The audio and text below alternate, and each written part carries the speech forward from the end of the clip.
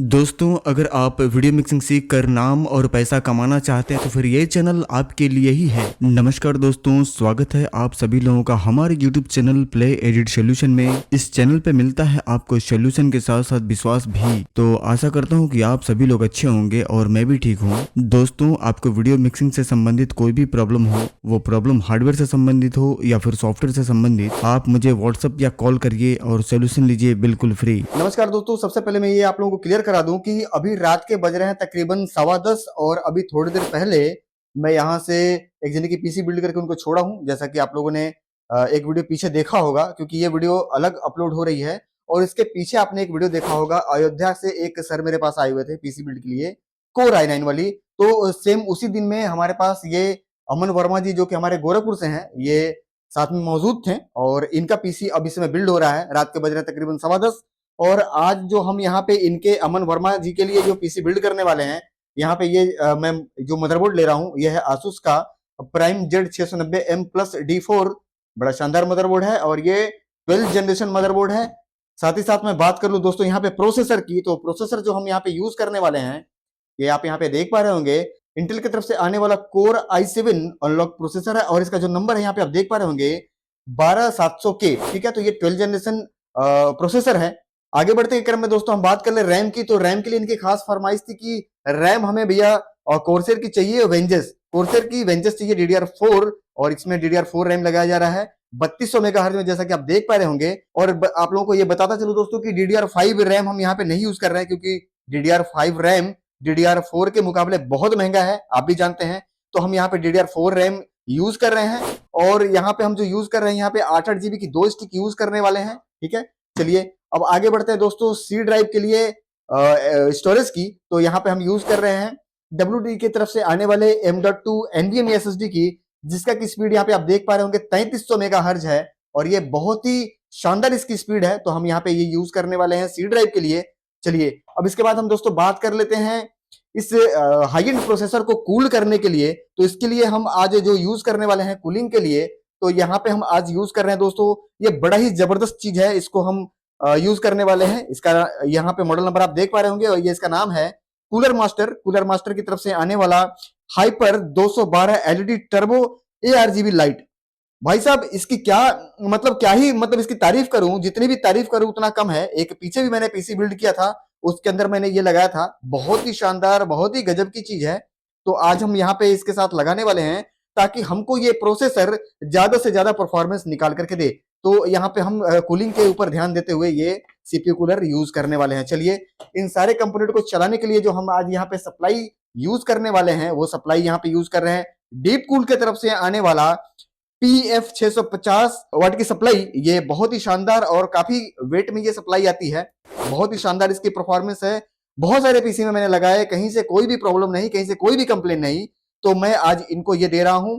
चलिए इसके बाद हम बात कर लेते हैं दोस्तों कैबिनेट की। तो कैबिनेट यहाँ पे आज हम दे रहे हैं एंड एक्सपोर्ट की तरफ से आने वाला ICE 100। ठीक है, तो अब जैसा कि आप देख पा रहे होंगे, इसके पीछे मैंने जो वीडियो अपलोड किया था, जो हमारे पास चल करके आए हुए थे अयोध्या से, उनके लिए भी यही मैंने कैबिनेट यूज किया हुआ था और यहाँ भी यही कैबिनेट मैं यहाँ पे यूज कर रहा हूँ।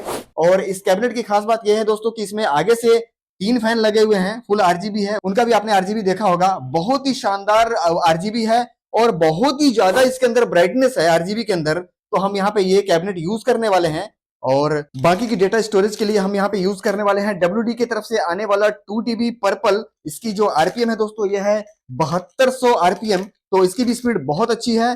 दूसरी बात बता दें दोस्तों कि नॉर्मल हार्ड ड्राइव से जो हमारा ये पर्पल WD की हार्ड ड्राइव है, ये लगभग 200 से 300 रुपए महंगा आता है, क्योंकि जो इसकी हार्डवेयर है ये थोड़ी सी उससे स्ट्रांग होती है। तो अगर आप भी मेरे से ये जानना चाहते हैं कि सर डेटा स्टोरेज के लिए मैं कौन सा हार्ड ड्राइव यूज करूं, तो मैं आपको ये बोलूंगा कि आप WD की तरफ से आने वाला पर्पल 2TB का हार्ड ड्राइव यूज कर सकते हैं। 2TB 4TB आप कोई भी लगा सकते हैं, लेकिन आप WD की तरफ से आने वाला ये पर्पल लगाएं, ये ज्यादा बेहतर परफॉर्मेंस देता है। आगे बढ़ते के क्रम में दोस्तों आप लोगों से फिर एक चीज यहाँ पे ये बताता चलूं कि यहाँ पे इनको एक कीबोर्ड भी लेना था। तो जैसा कि आपने पिछले वीडियो में देखा होगा, जो हमारे पास चल करके आए थे भाई साहब अयोध्या से, उन्होंने भी यही कीबोर्ड लिया हुआ था और ये कीबोर्ड काफी सस्ता है, मात्र 1200 रुपए का ये कीबोर्ड है और बहुत ही बढ़िया RGB है, आपने उस वीडियो में देखा होगा। तो ये भी बिल्कुल सील पैक है, बहुत बढ़िया RGB है, इसके केबल वगैरह भी बहुत अच्छे हैं। केबल के ऊपर जो वायर है उसके ऊपर रेशम के धागा लगाए गए हैं ताकि किसी भी तरीके का कोई भी खिंचाव या तनाव से ये इसका केबल खराब ना हो। तो चलिए देर ना करते हुए तकरीबन अभी क्योंकि 10:30 बज चुके हैं रात, अब हम step by step PC assembling का काम चालू करते हैं और आप लोगों को स्टेप बाय स्टेप दिखाते जाते हैं कि एक बेहतर पीसी किस तरीके से बिल्ड की जाती है। वीडियो को स्टार्ट करते हुए दोस्तों सबसे पहले हम यहाँ पे ओपन करने वाले हैं मदरबोर्ड, और मदरबोर्ड में मैं आप लोगों को यहाँ पे फिर एक बार बता दूं दोस्तों कि ये मदरबोर्ड आसूस की तरफ से आने वाला बहुत ही शानदार मदरबोर्ड है, बहुत कम प्राइस में। और बताता चलूं दोस्तों कि ये 3 साल वारंटी के साथ आता है, फुल्ली आरजीबी की फंक्शन भी है, यहाँ पे आप देख पा रहे होंगे विंडोज 11 तक को सपोर्ट करता है और बहुत सारे फीचर्स हैं। चलिए इसको ओपन करते हैं और मदरबोर्ड की बनावट क्या है, इसके वीआरएम वगैरह की जो स्ट्रक्चर वगैरह वो सारा कुछ क्लियर कराते हुए आपको इसके पूरे फंक्शंस के बारे में बताते हैं, इसकी जो पावर है वो भी बताते हैं, और इसमें जो वीआरएम कंपनी ने यूज किया वो कितने फेज का है वो सारा कुछ हम आपको स्टेप बाय स्टेप क्लियर कराते हैं। ये है दोस्तों हमारा मदरबोर्ड, काफी वेट में है, ठीक है। चलिए अब यहाँ पे हम डब्बे को निकालते हैं बाहर। डब्बे को बाहर निकालने के बाद ये हमारा बैक पैनल है, साइड में रखेंगे। M.2 NVMe SSD का ये पेज है, 2 पैकेट साइड में रखेंगे। ये है इसके अंदर का यूजर मैनुअल, किसी जरूरत का नहीं। इसके अंदर ये काम की चीज है हमारी ड्राइवर की सीडी, इसको भी हम साइड में रखेंगे। इसके अंदर और भी कुछ पड़ा हुआ है, चलिए इसको छोड़ते हैं। और ये है दोस्तों हमारा यहाँ पे साटा केबल, इसके अंदर 2 केबल है, साइड में रखते हैं और इन सारी चीज को इसके अंदर डाल करके बंद करते हैं।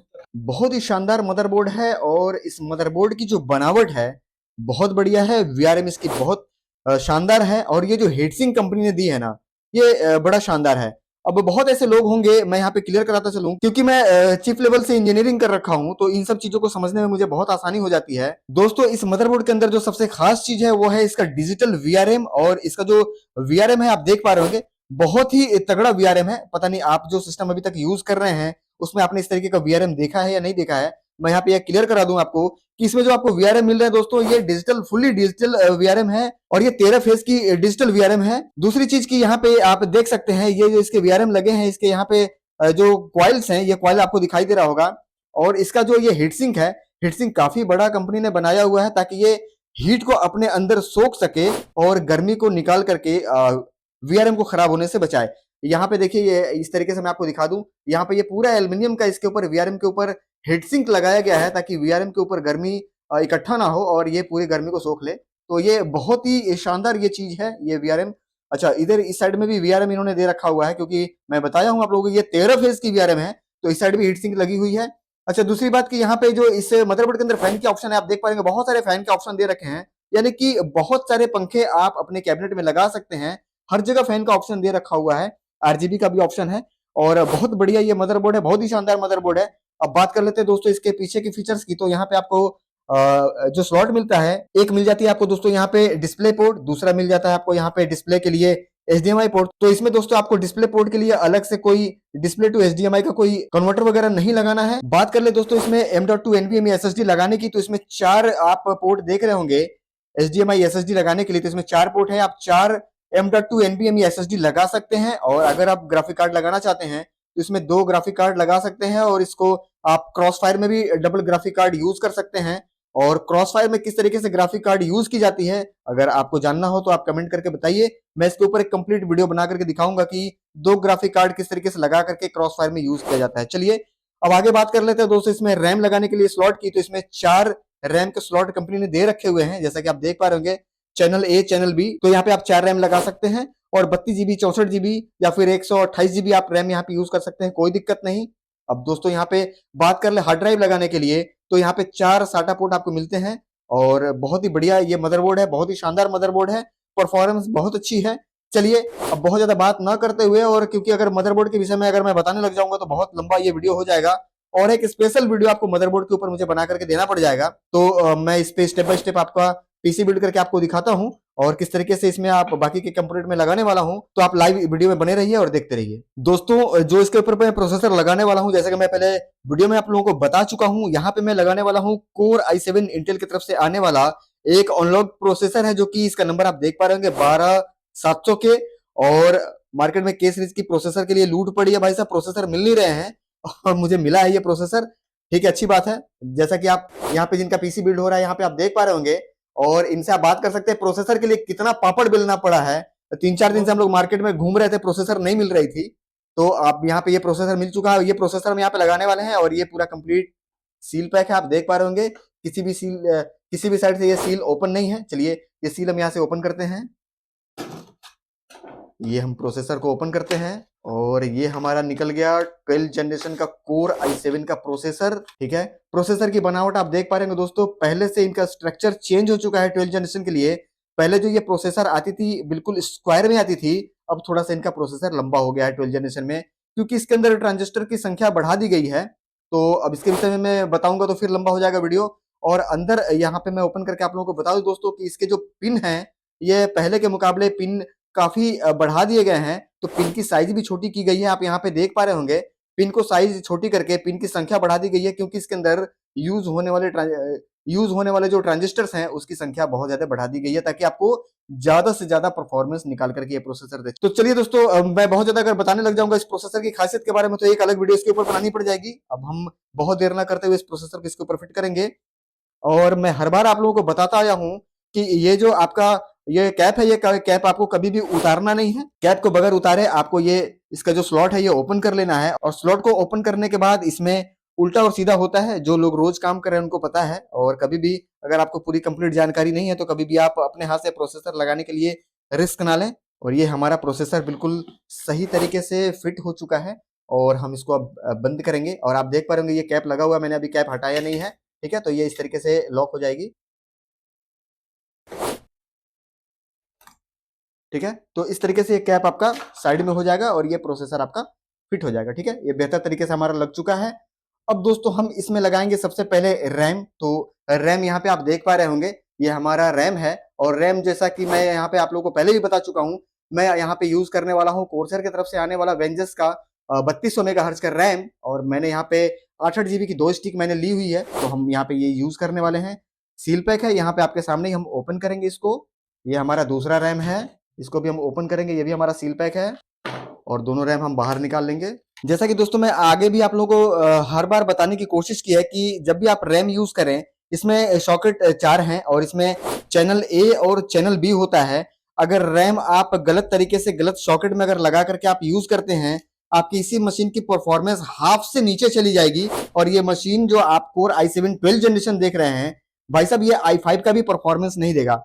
तो किस सामान को किस तरीके से किस जगह पे लगाना है, इसका कंप्लीट एक गणित है, तो उस गणित को आपको समझना जरूरी है। फिलहाल हम यहाँ पे बहुत ज्यादा बात ना करते हुए रैम को हम लगाएंगे। और ये साइड एक ही साइड ये खुलता है, ये इधर इस साइड नहीं खुलता, ये आपको ध्यान देना है। दोस्तों हमारा रैम लग करके कंप्लीट हो गया है और पीसी हमारी धीरे धीरे खूबसूरत होती जा रही है।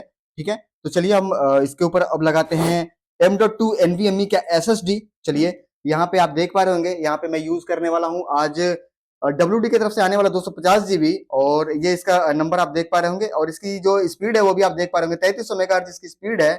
और यहाँ पे मैं आप लोगों को एक बात क्लियर करा दूं दोस्तों कि पीसी असेंबल करना बहुत बड़ी बात नहीं है। मशीन आप भी असेंबल कर सकते हैं, करा सकते हैं, सामान आप भी खरीद सकते हैं।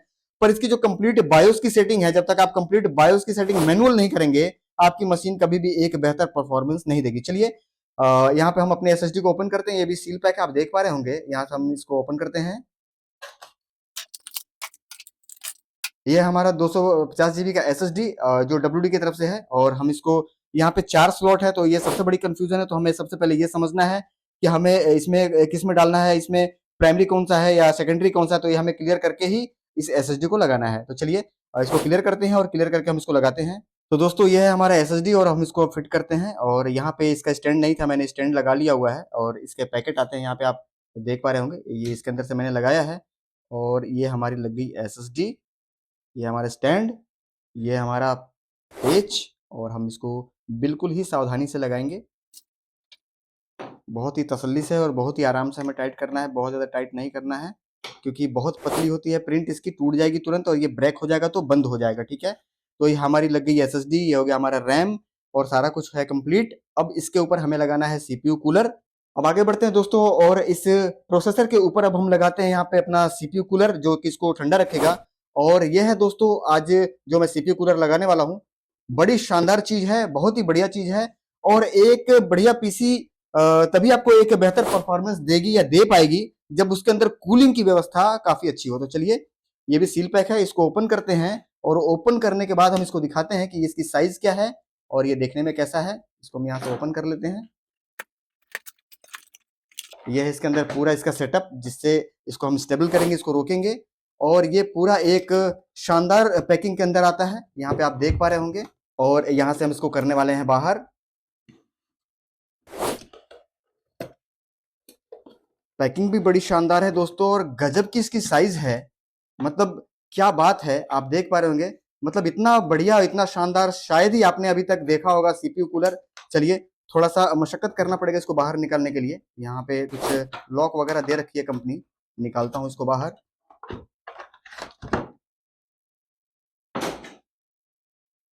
क्या बात है सर, क्या बात है, बहुत बढ़िया, बहुत ही शानदार, बहुत ही गजब का इसका जो इसका स्ट्रक्चर है, बनाया गया है। मतलब पूरे बेहतर तरीके से आप इसको कोर i7 क्या कोर i9 पे भी लगा सकते हैं, कोई दिक्कत नहीं। और दोनों तरफ इसके फैन है, फुल्ली आरजीबी फैन है। इस साइड भी फैन है और दूसरी तरफ भी। मतलब कि एक तरफ से इसके अंदर हवा जाएगी और दूसरी तरफ से इसकी गर्म हवा बाहर निकलेगी। और ये आता है कूलर मास्टर की तरफ से। इसके ऊपर आप कूलर मास्टर का ब्रांडिंग देख सकते हैं। और इसमें आपको 4 केबल मिलेंगे, 2 तो दोनों तरफ के आरजीबी के और 2 दोनों तरफ के फैन के। तो ये बहुत ही बढ़िया है, बहुत ही शानदार और काफी वेट में है। मतलब कि आपके पीसी पे जब ये लगेगा, आप देख पा रहे होंगे, आपके पीसी पे 4 चांद लग जाएगा। मतलब क्या जलवा बना रहा है, ठीक है। तो चलिए इसको हम फिट करते हैं, और फिट करने के बाद इसको अपने कैबिनेट में लगा करके इसको स्टार्ट करके फिर इसके अंदर कितनी आरजीबी है, ये सारा कुछ हम आपको दिखवाते हैं।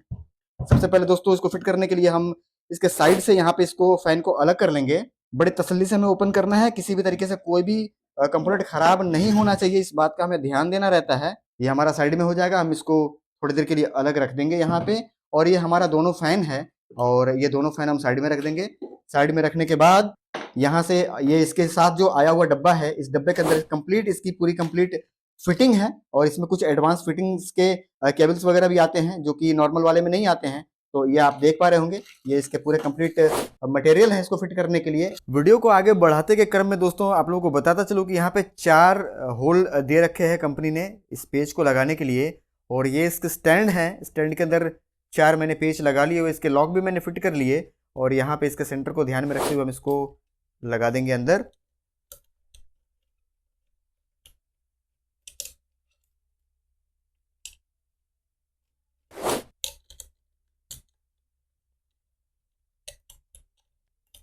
ये पूरे तरीके से लग चुका है, और हम इसको पूरी सावधानी से इसको तरीके से पलट लेंगे। और पलटने के साथ साथ हमको ये भी ध्यान देना है कि ये वापस से गिर ना जाए, ठीक है। ये हमारा लग चुका है। पेच लगने के बाद दोस्तों यहाँ पे हमें 4 स्टैंड मिलते हैं, जैसा कि मैं पहले ही दिखा चुका हूँ आप लोगों को। हम इसको बारी बारी से इसके ऊपर टाइट कर लेंगे। दोस्तों चारों स्टैंड हमने यहाँ पे टाइट कर लिए बहुत ही बेहतर तरीके से। और अब ये दोस्तों हमारा पेस्ट जो कि हम इसके ऊपर अप्लाई करेंगे, और ये पेस्ट आती है इस हीटसिंक के साथ ही, यानी कि इस फैन के साथ ही। और ये एक ब्रांडेड पेस्ट है, ये पेस्ट आपको शायद मार्केट में खरीदने पे ना मिले, वो अलग बात है दोस्तों। बात बाकी कि किसी ने निकाल करके रखा हो तो वो आपको दे दे, लेकिन अगर नॉर्मली आप खरीदना चाहेंगे तो ये आपको नहीं मिलेगा। इसकी क्वालिटी बहुत अच्छी होती है, और ये जल्दी सूखता नहीं है। बहुत हम थोड़ा सा अप्लाई करेंगे, यानी कि जितनी हमें ज़रूरत है हम उतनी ही इसके ऊपर अप्लाई करेंगे, और बाकी बचे हुए पेस्ट को हम रख देंगे साइड में। पेस्ट को दोस्तों हम बिल्कुल प्रोफेशनल ढंग से अप्लाई करेंगे, और इस तरीके से अप्लाई करेंगे कि ये बाहर ना फैले। बहुत ही शानदार तरीके से मैंने यहाँ पे पेस्ट को अप्लाई कर दिया, जैसा कि आपने देखा। और कहीं से ये पेस्ट मेरा फैला नहीं है। कभी भी आप पेस्ट इसी तरीके से लगाएंगे। चलिए आगे बढ़ते के क्रम में दोस्तों, हम ये अपना जो इसका हीटसिंक है, ये हम इसके ऊपर फिट करेंगे। फिट करने के लिए हम बहुत ही तसल्ली से, बड़ी ही आराम से, जैसे कि मैंने यहाँ पे पहले बता दिया, स्टिकर मैंने हटा दिया हुआ है। और कभी भी लगाने से पहले एक बार ये चेक कर लेंगे कि इसके अंदर जो स्टिकर है वो आपने हटा ली है नहीं। बड़े आराम से हम इसके ऊपर इसको फिट करेंगे, और यहाँ पे हम एक एक करके पेच टाइट करेंगे। 2-4 चूड़ी हम इस साइड का चढ़ा लेंगे, और बाकी फिर हम इस साइड का चढ़ा करके उसके बाद ही हम फिर दूसरे साइड का चढ़ाएंगे। कभी भी दोस्तों पेच चढ़ाने का जो तरीका है, मैं बहुत सारे आप लोगों को वीडियो में बता चुका हूँ कि कभी भी यहाँ और यहाँ पेच ना चढ़ाएं। कभी भी इस तरीके से, इस कंडीशन में पेच को चढ़ाएं, ताकि ये कभी भी एक तरफ से उठ ना जाए पेच चढ़ाते में, ठीक है। तो ये आपको ध्यान रखना है। चलिए टाइट कर लेते हैं, फिर आगे हम इसके विषय में और भी आपको जानकारी देते हैं।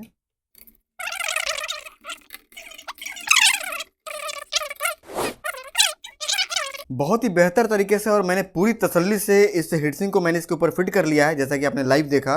अब यहाँ पे दोस्तों हमारे पास 2 फैन है जो मैंने इसके ऊपर से उतारा था, और एक प्राइमरी है और एक सेकेंडरी है, यानी कि एक ठंडी हवा को अंदर देगा और दूसरी इसकी गर्म हवा को बाहर निकालेगा। तो ये थोड़ा सा समझना पड़ेगा, इसकी बनावट बिल्कुल अलग अलग है फैन की, आप देख पा रहे होंगे। तो हम सबसे पहले इसकी प्राइमरी वाली लगाएंगे। प्राइमरी वाली लगाने के लिए क्योंकि हमने यहाँ पे रैम लगा दिया हुआ है, बड़ी सावधानी से हमें इसको लगाना है इसके अंदर। और लगाने से पहले इस केबल को हम यहाँ पे ओपन कर लेंगे। तो दोस्तों इस फैन को हम बहुत ही सावधानी से और बड़ी ही तसल्ली से लगाएंगे ताकि हमारा ये हीटसिंक खराब ना हो, ये मुड़े नहीं। और इसको हम इस तरीके से एक तरफ के लॉक को फिट कर लेंगे, और क्योंकि नीचे रैम भी लगा हुआ है तो बड़ी ही तसल्ली से हम इसको लगाने का प्रयास करेंगे। और ये हमारा बहुत ही बेहतर तरीके से ये फिट हो गया है। इस तरह का फैन हमारा लग चुका है दोस्तों, जो कि प्राइमरी है, और यह है हमारी सेकेंडरी फैन। दोनों की बनावट अलग है, मैं पहले ही बता चुका हूँ। इसके कुछ यहाँ पे वायर वगैरह पिन किए हुए हैं, इसको हम खोल लेंगे। दूसरे भी फैन को हम पूरी तसल्ली से इसके ऊपर फिट कर लेंगे। वायर हमारा नीचे रहेगा, और ये हमारा दोनों फैन फिट हो चुका है। और ये है इसके वायर, एक है इसका RGB का और दूसरा है फैन, और इधर वाले फैन का एक है RGB और दूसरा है इसका फैन। चलिए पूरी तरीके से मेरा ये मदरबोर्ड के ऊपर जो भी कंपोनेंट वगैरह लगाना था ये सारा कुछ हो चुका है कंप्लीट। इसको उठा करके हम साइड में रखते हैं, और यहाँ पे आप देख पा रहे होंगे ये हमारा कैबिनेट है और ये सप्लाई है। तो कैबिनेट के अंदर हम पहले फिट करेंगे मदरबोर्ड, और उसके बाद हम लगाएंगे यहाँ पे सप्लाई। चलिए कैबिनेट को निकाल करके इसको उसके अंदर फिट करके हम आप लोगों को लाइव आगे दिखाते हैं। दोस्तों आज के इस पीसी बिल्ड के ऊपर जो कैबिनेट मैं यूज़ करने वाला हूं, ये एंट एक्सपोर्ट की तरफ से आने वाला इसका जो मॉडल नंबर है दोस्तों, वो मैं आप लोगों को बता दूं कि ICE 100 इसका मॉडल नंबर है। और ये साइड से ग्लास है, आप सुन पा रहे होंगे। चलिए सारे पेज को हम साइड से खोल लेते हैं, और खोलने के बाद बिल्कुल तसल्ली से हम इस ग्लास को उतारेंगे। और बड़ी ध्यान रखने पड़ते हैं ग्लास को उतारने में, क्योंकि ग्लास टूटते बहुत हैं, और कभी भी बड़े तसल्ली से आप इसको उतारेंगे। दोस्तों ये हमारा कैबिनेट और ये हमारा मदरबोर्ड जो कि कंप्लीट इसके अंदर लगने वाली है, लेकिन अंदर लगाने से पहले हम ये दोनों फैन को कनेक्शन दे देंगे, ताकि अंदर डालने के बाद, क्योंकि जगह कम रहती है तो हमें दिक्कत ना झेलना पड़े। तो यहाँ पे ये दो फैन हैं, हम इस जंक्शन के अंदर फिट कर लेंगे। ये इसके साथ ही आती है, जो इसका डब्बा आता है उसके साथ ही ये जंक्शन आती है। अलग से भी शायद आपको मार्केट में मिल सकता है, अगर ज़रूरत हो तो आप खरीद सकते हैं। और यहाँ पे एक ऑप्शन है हमारा CPU फैन का, तो हम CPU फैन से ही इसको सप्लाई देंगे। जैसा कि आप यहाँ पे देख पा रहे होंगे, और भी ऑप्शन है हमारा यहाँ पे फैन के लिए, लेकिन हम दोनों इसलिए इसके साथ जोड़ करके दे रहे हैं कि CPU फैन जो है ये डायरेक्ट VRM से चलती है, प्रोसेसर से। तो दोनों फैन में हमारी स्पीड अच्छी मिलेगी और एक बराबर स्पीड मिलेगी, इसीलिए हम दोनों को एक साथ जोड़ करके यहाँ से दे रहे हैं। जबकि मैं चाहता तो दोनों फैन को अलग अलग दे सकता था, पर यह कि फैन में फिर स्पीड नहीं मिलती। चलिए आप भी कभी भी अगर इस तरीके का आप लगा रहे हैं, यूज़ कर रहे हैं, तो इस तरीके से जंक्शन लगा करके आप यहाँ से इस तरीके से दोनों में अलग अलग सप्लाई आप देंगे, ठीक है। चलिए आगे बढ़ते हैं और इस मदरबोर्ड के अंदर फिट करते हैं, और इसके बाद ये बच जाता है हमारा RGB। तो ये हम इस मदरबोर्ड से ही देंगे। फैन के सॉकेट लगाने के बाद दोस्तों हमारी बारी आती है यहाँ पे RGB की। तो हम यहाँ पे RGB भी लगे हाथ लगा ही लेते हैं, और तार को बेहतर तरीके से सुलझाते क्रम में हम यहाँ पे ये हमारा RGB का ये पिन है, हम मदरबोर्ड से अटैच कर लेंगे। और ये हमारा मदरबोर्ड का ये ऑप्शन है यहाँ पे RGB का, यहाँ पे हम इसको फिट कर लेंगे। ये हमारा यहाँ पे दूसरे वाले फ़ैन का सॉकेट है, हम इसको भी लगा लेंगे। देख पा रहे होंगे दोस्तों कि मैं बहुत ही तसल्ली से दोनों फ़ैन और दोनों RGB पिन को मैंने इसके ऊपर कनेक्ट कर लिया है। बात रही दोस्तों इस वायर की, तो ये सारे वायर हम पीछे की तरफ ट्रांसफ़र कर देंगे। बहरहाल हम यहाँ पे ये कैबिनेट को पलट देते हैं और इसके अंदर इस मदरबोर्ड को फिट करते हैं। दोस्तों क्योंकि हमें यह मदरबोर्ड ऐसा लग रहा है कि बगैर फ़ैन उतारे ही लग जाएगा, तो फ़ैन हम नहीं उतारेंगे। और ये है पीछे का पैनल, पैनल को हम ओपन कर लेते हैं।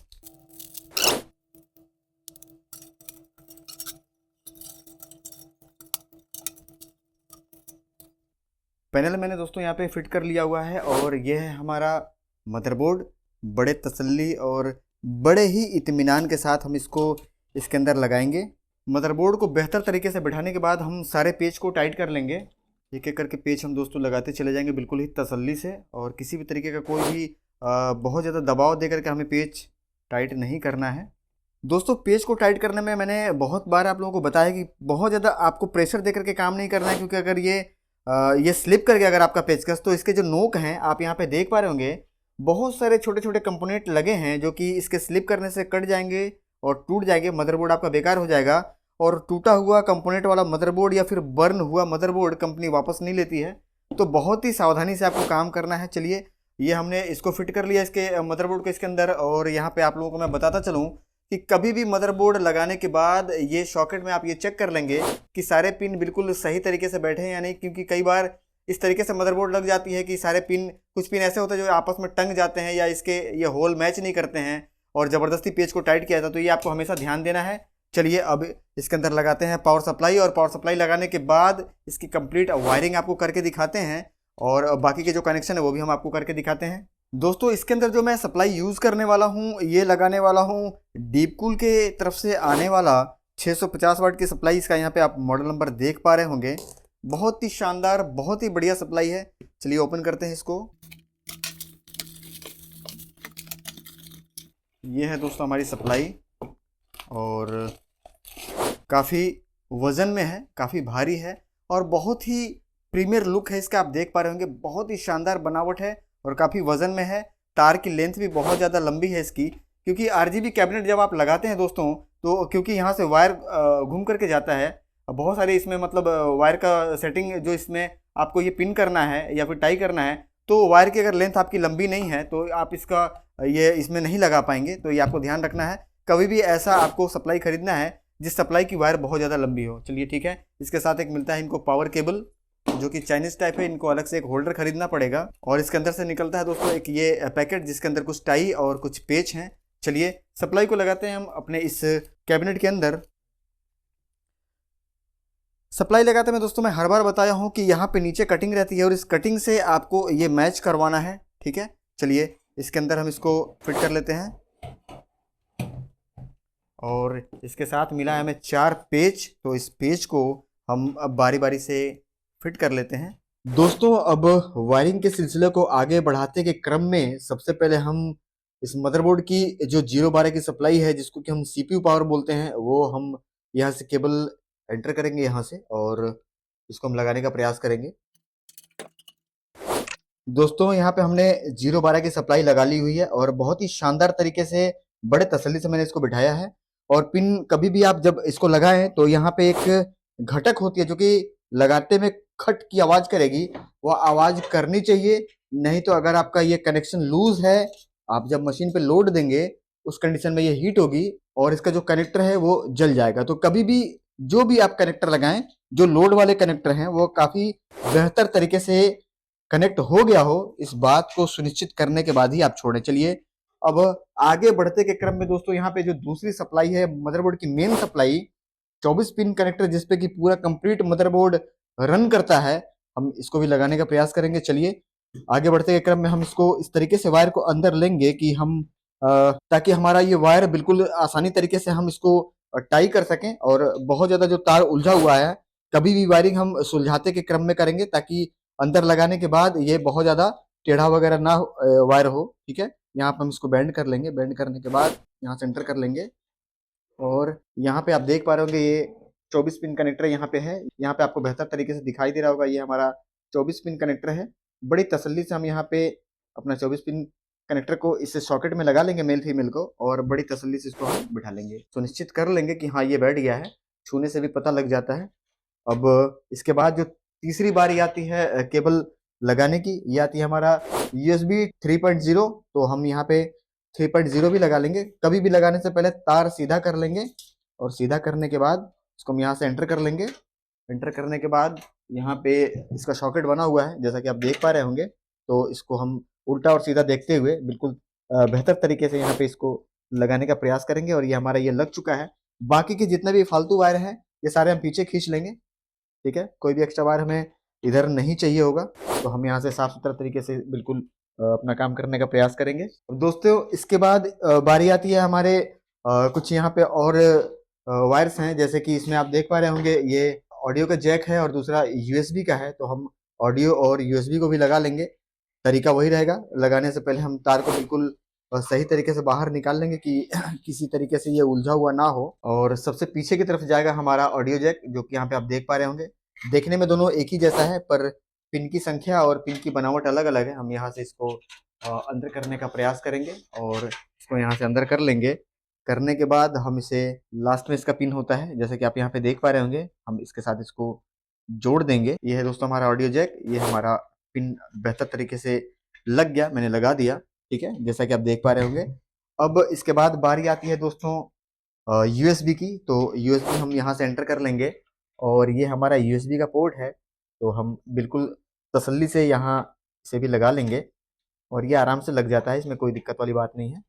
ठीक है, तो ये हो गया हमारा कंप्लीट। अब इसके बाद दोस्तों, अब इसके बाद जो वायर लगने की बारी आती है दोस्तों, वो है इसकी जो power switch, reset switch, hard drive LED और पावर एलईडी। तो ये 4 कनेक्टर हैं जो कि हमें लगाने हैं।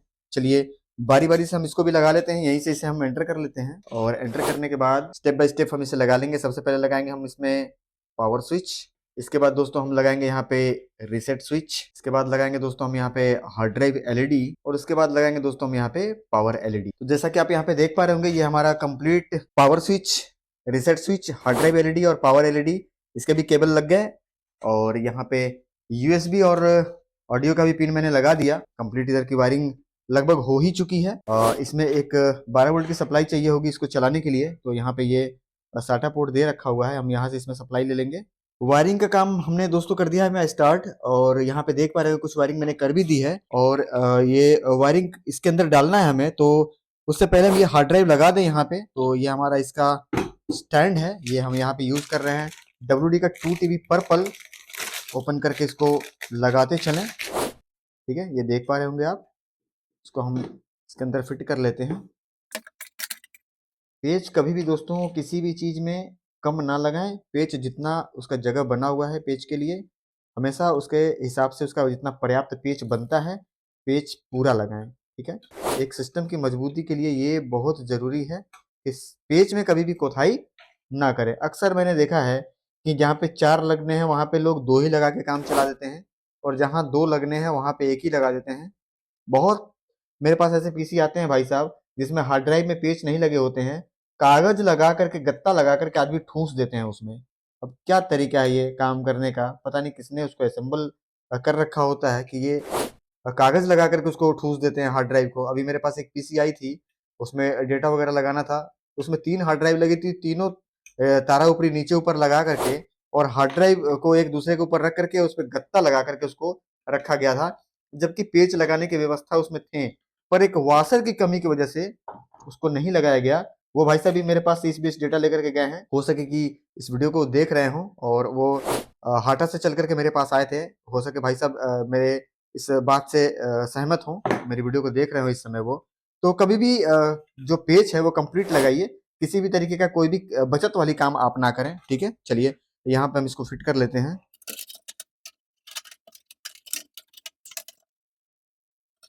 दोस्तों इस पीसी की कंप्लीट वायरिंग हो चुकी है और ये है इसका फाइनल लुक।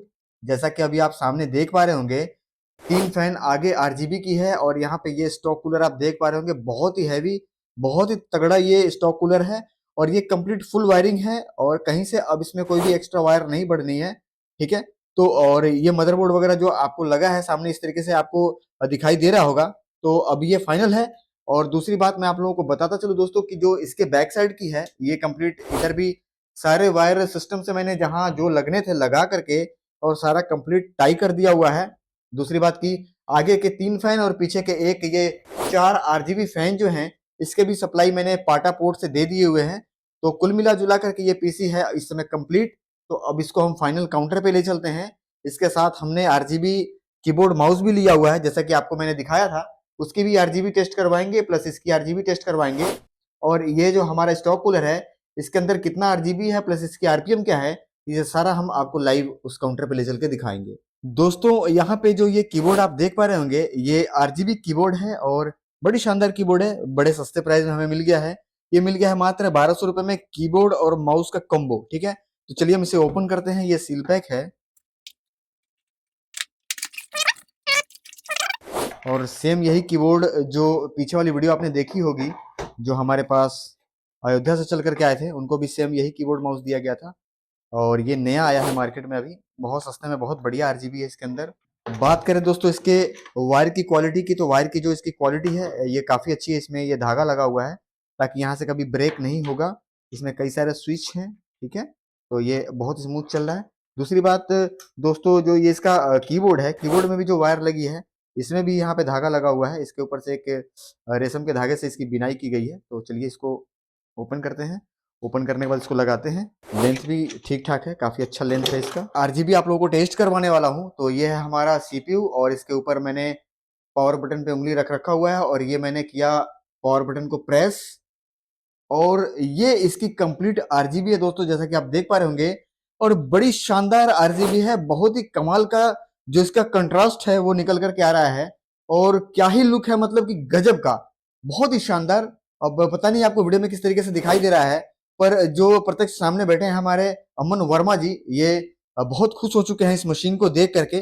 बड़ी शानदार लुक बन करके आ रही है सामने, और फुल्ली आरजीबी, आगे से 3 फैन आरजीबी, और इसी का ठीक कॉम्बिनेशन मैच करता हुआ जो हमारा स्ट्रोक कूलर है उसके अंदर भी वही इफेक्ट बन करके आ रही है। तो ये काफी एक दूसरे से मैचिंग करता हुआ ठीक लग रहा है। ऐसा नहीं लग रहा है कि वो अलग चल रहा है, ये अलग चल रहा है। कई बार ऐसा हो जाता है कि स्टॉक कूलर अलग काम करने लग जाता है और बाहर का जो फैन है उसकी आरजीबी अलग तरीके से चलने लग जाती है। तो कहीं ना कहीं ये देखने में एक बार थोड़ा सा बुरा लगता है। जो प्रोफेशनल लोग हैं वो समझ जाते हैं कि अरे यार ये तो ऐसे ही अलग से लगा दिया गया है।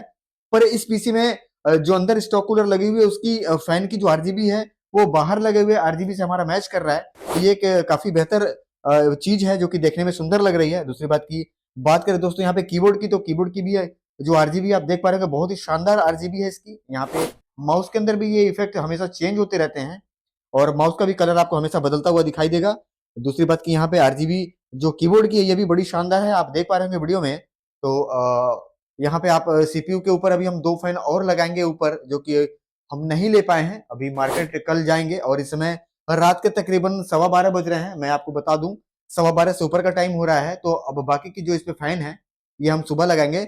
बहरहाल इसमें विंडो वगैरह डाल करके और कंप्लीट इसकी इंस्टॉलेशन वगैरह करके इस समय हम इस पीसी को रख देंगे, और वो फैन हम अलग से लगा करके इसको फिर क्लियर कर देंगे। तो हो सके कि वो फैन लगाता हुआ मैं आपको वीडियो ना दिखा पाऊं, लेकिन यह है कि इस पीसी की कंप्लीट जो वीडियो है, जो इसकी परफॉर्मेंस है, इसके बारे में मैं इस समय आपको कंप्लीट बता करके ही सोऊंगा। नमस्ते दोस्तों, मेरा नाम अमन वर्मा है। मैं ही लोकल गोरखपुर का ही हूँ। पैसे से मेरा सारा काम तो प्रोफेशनल फोटोग्राफी वीडियोग्राफी का ही है, लेकिन साथ ही साथ एडिटिंग और प्लस हमारे वहाँ एल्बम डिज़ाइनिंग का भी काम होता है। तो करीबन इस फील्ड में मुझे 8 से 10 साल हो गए हैं। तो अभी मेरा मुलाकात उदय भैया से क्यों हुआ, आप लोग ये सोच रहे होंगे। तो बात ये है ना कि मेरे को कई दिनों से मैं ये सोच रहा था कि मुझे वीडियो एडिटिंग के लिए एक अच्छा मतलब कि बहुत भारी सा सिस्टम से मुझे को असेंबल करना था, और मैं बहुत कन्फ्यूज़न था करीब 1 हफ्ते से, मैं कौन सा लूँ। मुझे अचानक से याद आया कि हमारे उदय भैया हैं जो इस मामले में मुझे सटीक और एकदम तरीके से मुझे सुझाव दे सकते हैं क्या करना चाहिए।